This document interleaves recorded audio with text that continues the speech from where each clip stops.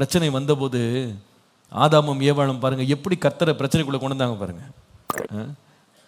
நான் புசிக்க கூடாதுன்னு நான் விலக்கின கனியை நீ புசித்தாயா? நான் புசிக்கவில்லை, நீர் கொடுத்த ஸ்திரீ தான் எனக்கு கொடுத்தாள், அதனால தான் நான் புசித்தேன்.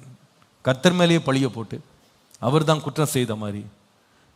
இந்த மாதிரி சில பேர் தங்க வாழ்க்கையில் பிரச்சனை வந்தா உடனே கர்த்தர் மேல, நன்மை வந்தா தங்க மேல,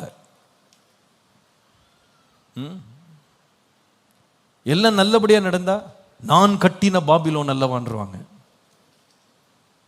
ராத்திரி எல்லாம் படிச்சிருந்தேன் அதனாலதான் இப்படி வந்துச்சு. ஃபெயில் ஆச்சுன்னா கர்த்தர் என்னை மறந்து போனார், கர்த்தர் என்னை கைவிட்டார். என்ன நடந்தாலும் தேவனுக்கு நன்றி, அவரை துதிங்க, அவரை ஆராதிங்க. வீடுகளில் கர்த்தரை குறை சொல்லி எந்த வார்த்தையும் சொல்லாதீங்க, சொல்ல விடாதீங்க. பிள்ளைகள் கூட அறியாமல் அப்படி கோபத்தில் சொன்னால் கூட அவங்களுக்கு நம்ம போதிக்கணும். கர்த்தரை மாத்திரம் வாங்கினால் என்ன பண்ணக்கூடாது, தூஷிக்க கூடாது. எல்லா நிலையிலும் கர்த்தரை ஸ்தோத்திரம் பண்ண வேண்டும்.